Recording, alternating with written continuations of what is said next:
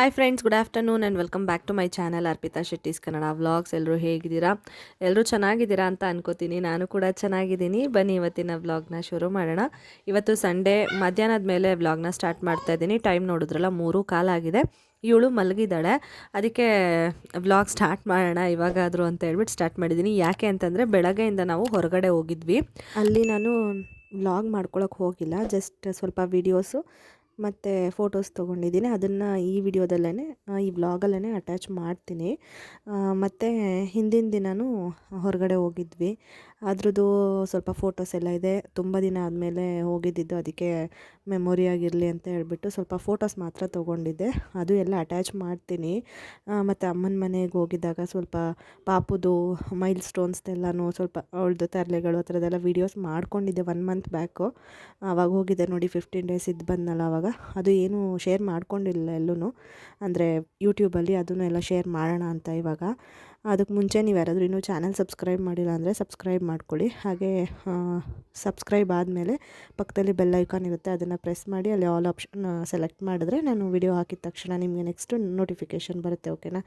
ಇವಾಗ ಕೆಲಸಗಳೆಲ್ಲ ಶುರು ಮಾಡ್ಕೊಂಡಿದ್ದೀನಿ. ಯಾಕೆಂದರೆ ನನ್ನ ಹಸ್ಬೆಂಡ್ ಕೊಲೀಗ್ ಮತ್ತು ಅವ್ರ ವೈಫ್ ಬಂದಿದ್ದರು. ಅವರು ದೇವಸ್ಥಾನಕ್ಕೆಲ್ಲ ಹೋಗಬೇಕು ಅಂತ ಹೇಳ್ಬಿಟ್ಟು. ನನಗೆ ಅವ್ರು ಬರ್ತಾರೆ ಅನ್ನೋದು ಗೊತ್ತಿತ್ತು, ಮನೆಗೆ ಬರ್ತಾರೆ ಅಂತ ನನಗೆ ಗೊತ್ತಿದ್ದಿದ್ದು. ಅವ್ರ ಜೊತೆ ನಾವು ಕೂಡ ಹೋಗ್ತೀವಿ ದೇವಸ್ಥಾನಕ್ಕೆಲ್ಲ ಅಂತ ನನಗೆ ಗೊತ್ತಿರಲಿಲ್ಲ. ಲಾಸ್ಟ್ ಮೂಮೆಂಟಲ್ಲಿ ನಮ್ಮ ಮನೆಯವ್ರು ಹೀಗೆ ಮಾತಾಡಬೇಕಾದ್ರೆ ಹೇಳಿದ್ರು. ಆವಾಗ ಹೌದಾ ನಾವು ಹೋಗ್ತಿದ್ದೀವಿ, ನನಗೆ ಗೊತ್ತಿಲ್ಲ, ನೀವು ಹೇಳ್ಬೇಕಲ್ವ, ನಾನು ಜಸ್ಟ್ ಅವ್ರು ಬರ್ತಾರೆ ಅಂತ ಮಾತ್ರ ಅಂದ್ಕೊಂಡಿದ್ದಿದ್ದು ಅಂತ. ಏಕೆಂದರೆ ನಾನು ಬೇಗ ಎದ್ದು ಎಲ್ಲ ಕೆಲಸ ಮಾಡ್ಕೋತಿದ್ದೆ. ಆ್ಯಕ್ಚುಲಿ ನಾನು ಇವತ್ತು ಬೇಗನೆ ಎದ್ದಿದ್ದೆ, 6:30 ಹಂಗೆ. ಇವಾಗ ನಿಮಗೆ ಗೊತ್ತು, ಸಿಕ್ಕಾಪಟ್ಟೆ ಚಳಿ, ಹಿಮ ಇರುತ್ತೆ, ಮತ್ತು ನೀರೆಲ್ಲ ಥಂಡಿ ಅನಿಸುತ್ತೆ, ಪಾತ್ರೆನೂ ತೊಳೆಯೋಕ್ಕೆಲ್ಲ ಆಗಲ್ಲ. ಏನು ಸುಮ್ಮನೆ ಕೆಲಸ ಇಲ್ವಲ್ಲ, ಇವತ್ತು ಸಂಡೇ ಬೇರೆ ಅಂದ್ಬಿಟ್ಟು ಮಲಗಿರೋಣ ಇನ್ನೊಂದು ಸ್ವಲ್ಪ ಹೊತ್ತು, ಪಾಪುನು ಮಲಗಿದ್ಲಲ್ಲ ಅಂದ್ಬಿಟ್ಟು ಮಲ್ಕೊಂಬಿಟ್ಟೆ ಮತ್ತೆ ಹೋಗ್ಬಿಟ್ಟು. ನಿಜವಲ್ಲೂ ನನಗೆ ಗೊತ್ತಿದ್ದಿದ್ರೆ ನಾನು ಆವಾಗಲೇ ಎಲ್ಲ ಸ್ವಲ್ಪ ಕೆಲಸಗಳೆಲ್ಲ ಮಾಡಿಕೊಂಡು ಹೊರಡ್ಬೋದಿತ್ತು.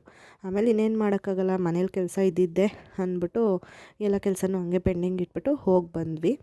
ಆಮೇಲೆ ಬಂದಮೇಲೆ ಅವರು ಸ್ವಲ್ಪ ಹೊತ್ತು ಇದ್ದು ಮಾತಾಡಿಕೊಂಡು ಟೈಮ್ ಸ್ಪೆಂಡ್ ಮಾಡಿದ್ವಿ. ಅವರೆಲ್ಲ ಹೋದ್ಮೇಲೆ ಇವಾಗ ಕೆಲಸಗಳನ್ನ ಮಾಡ್ತಾಯಿದ್ದೀನಿ. ಪಾಪುನ ಮಲಗಿಸ್ಬಿಟ್ಟು. ಅವಳು ಮಧ್ಯಾಹ್ನ ಊಟ ಮಾಡಿರಲಿಲ್ಲ. ವೈದ್ಯನಾಥ್ಪುರಕ್ಕೆ ಹೋಗಿದ್ವಿ, ಮತ್ತು ಹೊಳೆ ಆಂಜನೇಯ ಸ್ವಾಮಿ ದೇವಸ್ಥಾನಕ್ಕೆಲ್ಲ ಹೋಗಿದ್ವಿ. ಅಲ್ಲಿ ಯೂಶ್ವಲಿ ಊಟ ಮಾಡ್ತಾಳಲ್ವ, ಮಲಗಿದ್ದೆ ಸ್ವಲ್ಪ ಹೊತ್ತೇ ಆಗಿತ್ತು ಅಷ್ಟೇ. ಊಟಕ್ಕೆ ಕರ್ಕೊಂಡು ಹೋದ್ವಲ್ಲ, ಅಲ್ಲಿ ಅವಳಿಗೆ ತಿನ್ನೋ ಮನಸ್ಸಿರಲಿಲ್ಲ, ತಿನ್ನಲಿಲ್ಲ. ಅದಕ್ಕೆ ಅಲ್ಲೆಲ್ಲ ಮುಗಿಸ್ಕೊಂಡು ಬಂದಮೇಲೆ ಮನೆಯಲ್ಲೇ ಅವಳಿಗೆ ರೈಸು ಮತ್ತು ದಾಲ್ ಹಾಕ್ಬಿಟ್ಟು ಮಾಡಿ ಸ್ವಲ್ಪ ಎಲ್ಲ ಜೀರಿಗೆ ಮೆಣಸು ತುಪ್ಪ ಎಲ್ಲ ಹಾಕ್ಬಿಟ್ಟು ತಿನ್ನಿಸ್ದೆ. ಸ್ವಲ್ಪ ತಿಂದ್ಬಿಟ್ಟು ಮಲ್ಕೊಂಡ್ಳು. ಫೀಡ್ ಮಾಡಿಸಿದ್ಮೇಲೆ ಇವಾಗ ಪಾತ್ರೆ ಎಲ್ಲ ವಾಶ್ ಮಾಡಿ ಕಸ ಗುಡಿಸಿ ಎಲ್ಲ ಮಾಡ್ತಾಯಿದ್ದೆ. ಬೇಗನೆ ಇದ್ಬಿಟ್ಲು. ಅವಳನ್ನ ಎತ್ಕೊಂಡೆ ಇವಾಗ ಸುಮಾರಾಗಿ ನೆಲ ಒರೆಸ್ತಾ ಇದ್ದೀನಿ. ಇವಾಗ ವಾರದಲ್ಲಿ 1 ಸರಿ ಇಲ್ಲಾಂದರೆ 2 ಸರಿ ನೀಟಾಗಿ ಎಲ್ಲ ಸೋಫಾ ಎಲ್ಲ ಎಳೆದು ಸ್ವಲ್ಪ ಡೀಪಾಗಿ ಒರೆಸ್ಕೊತೀನಿ. ಇನ್ನು ಮಿಕ್ಕಿದ ಟೈಮಲ್ಲಿ ಅವಳು ಎಲ್ಲೆಲ್ಲಿ ಓಡಾಡ್ತಾಳಲ್ವ ಅಲ್ಲೆಲ್ಲ ಒರೆಸ್ಕೊತೀನಿ ಅಷ್ಟೇ. ಟೈಮ್ ಆಗೋದಿಲ್ಲ ಅದಕ್ಕೇ. ಇವಳು ಎದ್ದೇಳೋಷ್ಟರಲ್ಲಿ ಎಲ್ಲ ಕೆಲಸ ಮಾಡ್ಕೋಬೇಕು ಅಂತ ಅಂದ್ಕೊಂಡೇ ಫಾಸ್ಟಾಗಿ ಮಾಡ್ತಾಯಿದ್ದೆ. ಬಟ್ ಎದ್ಬಿಟ್ಲು. ನಾನೇನು ಸೌಂಡ್ ಕೂಡ ಮಾಡಿಲ್ಲ. ಕೆಲವೊಂದು ಸರಿ ಹಾಗೇ ಎದ್ಬಿಡ್ತಾಳೆ, ಅವಳು ನಿದ್ದೆ ಆಗೋಗಿದ್ರೆ ಅಥವಾ ಏನೋ ಅವಳಿಗೆ ಎದ್ದೇಳಬೇಕು ಅಂತ ಅನಿಸ್ಬಿಟ್ರೆ ಎದ್ಬಿಡ್ತಾಳೆ. ಅದಕ್ಕೆ ಇವಾಗ ಅವಳನ್ನ ಎತ್ಕೊಂಡೇ ಕೆಲಸ ಮಾಡ್ತಾಯಿದ್ದೀನಿ. ಯಾಕೆ ಗೊತ್ತಾ, ಅವಳನ್ನ ಎದ್ದಿದ ತಕ್ಷಣ ಏನಾದರೂ ನಾನು ಎತ್ಕೊಳ್ದೆ ಕೆಳಗೆ ಕೂರಿಸ್ಬಿಟ್ಟು ಕೆಲಸ ಮಾಡ್ತಾಯಿದ್ರೆ ಅವಳಿಗೆ ಇಷ್ಟ ಆಗಲ್ಲ, ಅಳೋದಕ್ಕೆ ಶುರು ಮಾಡ್ತಾಳೆ. ಅದಕ್ಕೆ ನಾನು ಸ್ವಲ್ಪ ಹೊತ್ತು ಎತ್ಕೊಂಡೇ ಕೆಲಸಗಳನ್ನು ಇವಾಗ ಕಂಪ್ಲೀಟ್ ಮಾಡಬೇಕಲ್ವ. ಬೇರೆ ಟೈಮಲ್ಲಿ ಕೆಲಸ ಎಲ್ಲ ಮಾಡಿಬಿಟ್ಟಿರ್ತೀನಿ, ಎತ್ಕೊಂಡು ಆಟ ಆಡಿಸ್ಕೊಂಡು ಕೂತ್ಕೋತೀನಿ. ಬಟ್ ಇವತ್ತು ಕೆಲಸಗಳು ಮುಗಿದ್ಬಿಡಲಿ ಅಂತ ಎತ್ಕೊಂಡೇ ಮಾಡ್ತಾಯಿದ್ದೀನಿ ಅಷ್ಟೇ. ಇವಾಗ ಬಟ್ಟೆಗಳೆಲ್ಲ ಒಣಗಾಕಿದ್ದಿದ್ದು ಒಣಗಿತ್ತು, ಒಳಗಡೆ ಚಾಪೆ ಹಾಸ್ಬಿಟ್ಟು ತೊಗೊಂಡು ಬಂದು ಹಾಕಿದ್ದೀನಿ. ಫೋಲ್ಡ್ ಮಾಡಬೇಕು. ಆಗಲೇ ತಂದು ಹಾಕಿದ್ದು, ಆಮೇಲೆ ಬ್ಲಾಗ್ ಕಂಟಿನ್ಯೂ ಮಾಡೋಕ್ಕಾಗಿಲ್ಲ. ಈಗ ಬ್ಲಾಗ್ ಕಂಟಿನ್ಯೂ ಮಾಡ್ತಾಯಿದ್ದೀನಿ. ಯಾಕೆಂದರೆ ಬೇಗನೆ ಎದ್ಬಿಟ್ಲು ಅಂತ ಹೇಳಿದೆ ಅಲ್ವ. ಮತ್ತೆ ಅವಳು ಫೀಡ್ ಕೊಟ್ಟಮೇಲೆ ಮಲ್ಕೊಂಡ್ಬಿಟ್ಲು. ಸರಿ ಆಟ ಆಡಿಸ್ಬಿಟ್ಟು ಮಲಗಿಸ್ಬಿಟ್ಟು ಇವಾಗ ಬೇರೆ ಎಲ್ಲ ಕೆಲಸನೂ ಮಾಡ್ತಾಯಿದ್ದೀನಿ, ಕಂಟಿನ್ಯೂ ಮಾಡ್ತಾಯಿದ್ದೀನಿ. ನಾನು ಹಾಗೂ ಅಂದ್ಕೊಂಡಿದ್ದೇನೆ ಇಷ್ಟು ಬೇಗ ಎದ್ಬಿಟ್ಲು, ಬೆಳಗ್ಗೆಯಿಂದನೂ ನಿದ್ದೆ ಮಾಡಿಲ್ಲ ಅಂತ. ಮತ್ತೆ ಮಲ್ಕೊಂಡ್ಲು. ಸದ್ಯ ಗಿಡಕ್ಕೆಲ್ಲ ನೀರು ಹಾಕ್ಬಿಟ್ಟು ಇವಾಗ ನಮ್ಮ ಮನೆಯವರು ಡಿಕಾಕ್ಷನ್ ಕೇಳಿದ್ರು. ಅವರು ಕಾಫಿ ಕುಡಿಯೋದಿಲ್ಲ, ಅಂದರೆ ಹಾಲು ಹಾಕೋದಿಲ್ಲ ಅವರಿಗೆ. ರೇರಾಗಿ ಯಾವಾಗಾದರೂ ಅಷ್ಟೇ ಕುಡಿಬೇಕು ಅಂತ ಅನಿಸಿದ್ರೆ ಹಾಲು ಹಾಕಿ ಕಾಫಿ ಮಾಡಿಕೊಡ್ತೀನಿ, ಇಲ್ಲ ಅವರೇ ಮಾಡ್ಕೋತಾರೆ. ಇವಾಗ ಡಿಕಾಕ್ಷನ್ನೇ ಕುಡಿಯೋದು. ಕೆಲವೊಬ್ಬರು ಕೇಳ್ತಿರ್ತಾರೆ ಹೇಗೆ ಸಣ್ಣ ಆದರು ಅಂತ. ಅವರು ಈ ಥರ ಡಯೆಟ್ ಫಾಲೋ ಮಾಡ್ತಾರೆ, ಕೆಲವೊಂದು ಅಭ್ಯಾಸಗಳು ಚೇಂಜ್ ಮಾಡ್ಕೊಂಡಿದ್ದಾರೆ, ಮತ್ತು ವರ್ಕೌಟ್ ಮಾಡ್ತಾರೆ, ವಾಕಿಂಗ್ ರನ್ನಿಂಗ್ ಎಲ್ಲ ಮಾಡೋದ್ರಿಂದ ನ್ಯಾಚುರಲ್ ಆಗಿ ಅವರು ವೆಯ್ಟ್ ಲಾಸ್ ಮಾಡ್ಕೋತಾ ಇದ್ದಾರೆ. ಬೇರೆ ಏನು ಸಪ್ಲಿಮೆಂಟ್ಸ್ ಎಲ್ಲ ತೊಗೊಳೋದು ಆ ಥರ ಎಲ್ಲ ಏನು ನಮ್ಗೆ ಇಷ್ಟನೂ ಇಲ್ಲ, ಅದನ್ನು ಟ್ರೈ ಮಾಡೋದು ಇಲ್ಲ ನಾವು. ಇವಾಗ ಅವಳದು ಡೈಪರ್ ಬ್ಯಾಗೆಲ್ಲ ಹಂಗೆ ಇತ್ತಲ್ವ, ಅದನ್ನೆಲ್ಲ ಎತ್ತಿಟ್ಟೆ. ದಿನ ಎಲ್ಲೋದು ತೊಗೊಂಡು ಹೋಗಲೇಬೇಕು ಹೊರಗಡೆ ಹೋದಾಗ ಡೈಪರ್ ಬ್ಯಾಗು. ಆಮೇಲೆ 9th ಮಂತ್ ಫೋಟೋಶೂಟ್ ನಿಮ್ಮ ಹತ್ರ ಶೇರ್ ಮಾಡ್ಕೊಂಡಿಲ್ಲ, ಒಂದೊಂದು ಮಿಸ್ ಆಗೇ ಬಿಡುತ್ತೆ.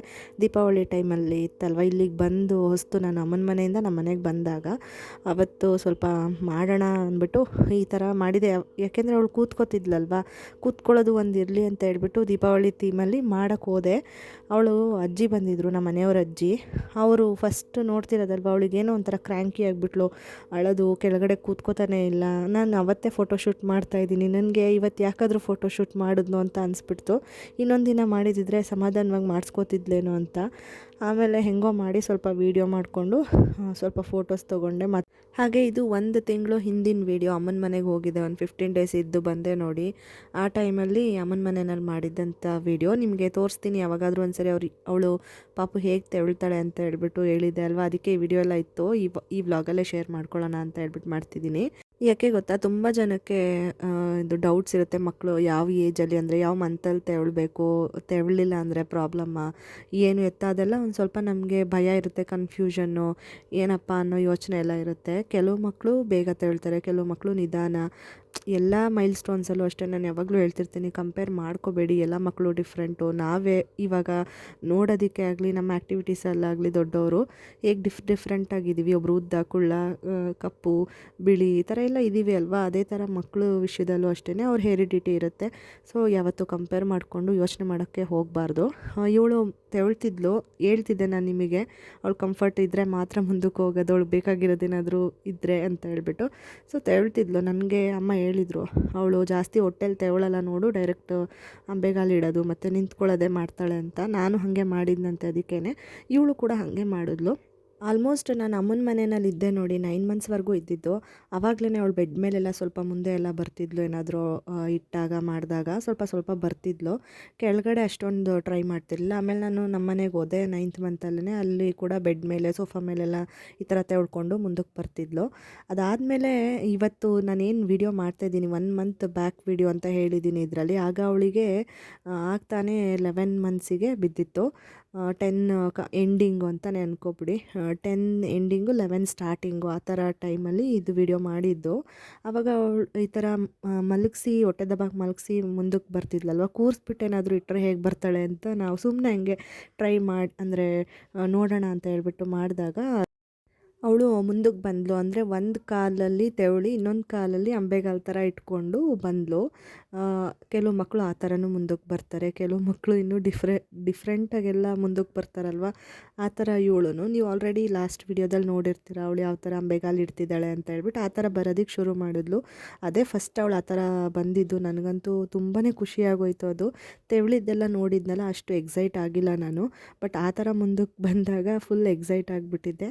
ಆಮೇಲೆ ನಿಂತ್ಕೊಳ್ಳೋದು ಅಷ್ಟೇ, ಅವಳು ಬೇಗನೆ ಶುರು ಮಾಡಿದ್ಲು. ಏನಾದರೂ ಅಂದರೆ 9th ಮಂತಲ್ಲಿ ಶುರು ಮಾಡಿದವಳು, ಸ್ವಲ್ಪ ಸಪೋರ್ಟ್ ಕೊಟ್ಟರೆ ಹಿಡ್ಕೊಂಡು ನಿಂತ್ಕೊಳ್ಳೋದು ಆ ಥರ. ಇವಾಗ ಪಾಪುಗೆ ನಾನು ಈ ವಿಡಿಯೋ ಹಾಕೋಷ್ಟ್ರೊಳಗೆ ಜಾನ್ವರಿ 2ಗೆ ಅವಳಿಗೆ 12th ಮಂತಿಗೆ ಬಿದ್ದಿರುತ್ತೆ. ನಿಮಗೆ ಅದಾದಮೇಲೆ ಈ ವಿಡಿಯೋ ಬರೋದು. 12th ಮಂತ್ ರನ್ನಿಂಗ್ ಇದೆ. ಇವಾಗ ಅವಳು ಆರಾಮಾಗೆ ನಿಂತ್ಕೋತಾಳೆ, ಅಂದರೆ ಸ್ವಲ್ಪ ಏನಾದರೂ ಒಂದು ಬೆರಳು ಕೊಟ್ಟು ನಿಂತ್ಕೊ ಅಂತಂದರೂ ನಿಂತ್ಕೊಂಡ್ಬಿಡ್ತಾಳೆ. ಆ ಥರ ಅವಳೇ ಒಂದು ಟೀ ಶರ್ಟ್ ಏನಾದರೂ ಹಿಡ್ಕೊಂಡು ನಮ್ಮದು ನಿಂತ್ಕೊಳ್ಳೋದು ಆ ಥರ ಮಾಡ್ತಾಳೆ.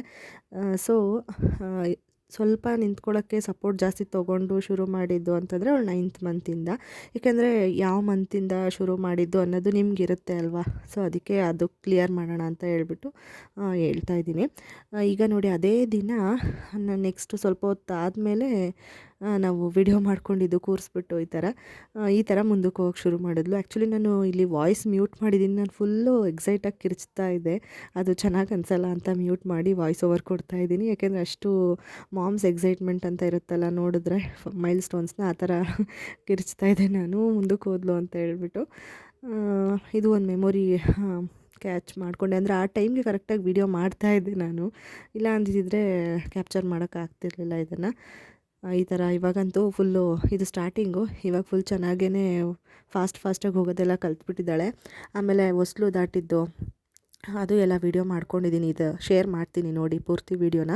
ಏನಂದರೆ ಇಲ್ಲೇ ಈ ಥರ ಶುರು ಮಾಡಿದ್ಲಲ್ವ ಮುಂದಕ್ಕೆ ಹೋಗೋದು, ತೆಳ್ಕೊಂಡು ಇಲ್ಲಿ ಆಗಲ್ಲ. ಯಾಕೆಂದರೆ ಹೊಸ್ಲು ನೀವು ನೋಡಿರ್ತೀರ, ಅಬ್ಸರ್ವ್ ಮಾಡಿರ್ತೀರ, ಅಮ್ಮನ ಮನೆಯಲ್ಲಿ ದೊಡ್ಡದಿದೆ ಸ್ವಲ್ಪ. ಇದು ಹಳೆ ಕಾಲದ ಮನೆಯಲ್ಲೆಲ್ಲ ದೊಡ್ಡದಾಗಿ ಹಾಕ್ತಾರಲ್ಲ, ಅದೇ ಥರ ಇಲ್ಲೂ ಹಾಕಿದ್ದಾರೆ.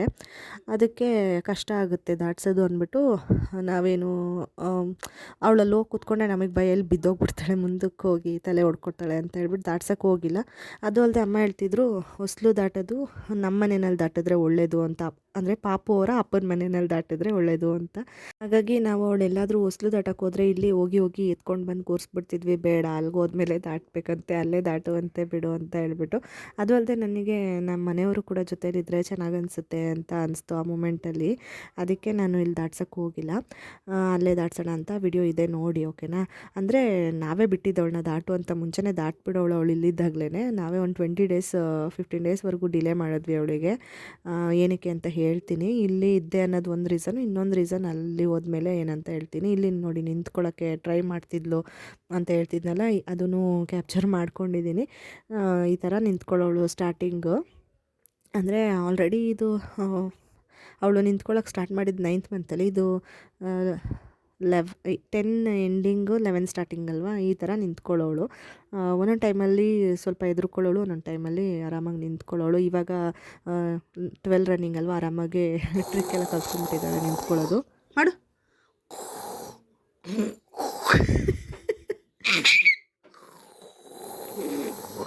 ಸಿಂಹ ಮಾಡು, ಸಿಂಹ, ಲಯನ್ ಎಲ್ಲರನ್ನೂ ಎದುರಿಸ್ಬೇಕು.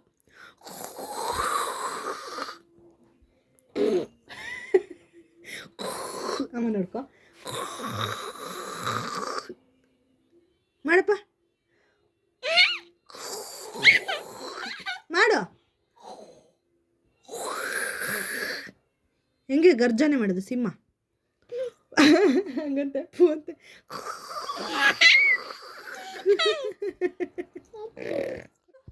ಬೇಡ, no no no no no no no no no no no no no no no no ಬೇಡ.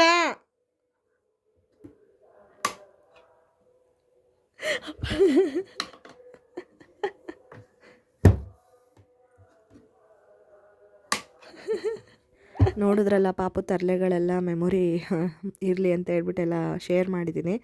ಅದು ಕೂಡ ಅಮ್ಮನ ಮನೆಯಲ್ಲಿದ್ದಾಗ ವಿಡಿಯೋ ಮಾಡ್ಕೊಂಡಿದ್ದು. ಇವಾಗ ಇನ್ನೂ ಬೇರೆ ಬೇರೆ ಥರ ಎಲ್ಲ ಮಾಡ್ತಾಳೆ. ಅದು ಡೈಲಿ ವ್ಲಾಗ್ಸಲ್ಲಿ ಸ್ವಲ್ಪ ಸ್ವಲ್ಪ ಆ್ಯಡ್ ಮಾಡ್ತೀನಿ. ಇದೆಲ್ಲ ಮಿಸ್ ಆಗಿಬಿಡುತ್ತೆ ಅಂತ ಹೇಳ್ಬಿಟ್ಟು ಈ ವ್ಲಾಗಲ್ಲಿ ಎಲ್ಲನೂ ಮರ್ಚ್ ಮಾಡಿ ಹಾಕ್ತಾಯಿದ್ದೀನಿ. ಇದು ಹೊಸ್ಲು ದಾಟಿಸಿದ್ದು ನಮ್ಮ ಮನೆಯಲ್ಲಿ. ನಾನು ಏನಕ್ಕೆ ಗೊತ್ತಾ, ಅಮ್ಮನ ಮನೆಯಲ್ಲಿ 15 ಡೇಸ್ ಹೋಯಿತು, ಇಲ್ಲಿಗೆ ಬಂದಮೇಲೆ 1 ವೀಕ್ ಹೋಯ್ತು. ಯಾಕೆಂದರೆ ಇವಳಿಗೆ ವ್ಯಾಕ್ಸಿನೇಷನ್ ಇತ್ತಲ್ವ, ವ್ಯಾಕ್ಸಿನೇಷನ್ ಆಗಿಬಿಡಲಿ ಗುರುವಾರ, ಆಮೇಲೆ ದಾಟ್ಸೋಣ ಅಂತ ಅಂದ್ಕೊಂಡೆ.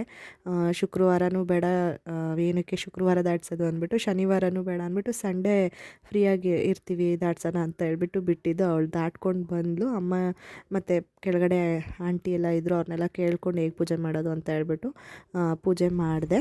ಹಾಗೆ ಶನಿವಾರ ನಾವು ನೈಟ್ ಡಿನ್ನರಿಗೆ ಹೊರಗಡೆ ಹೋಗೋಣ ಅಂತ ಪ್ಲ್ಯಾನ್ ಮಾಡ್ಕೊಂಡಿದ್ವಿ.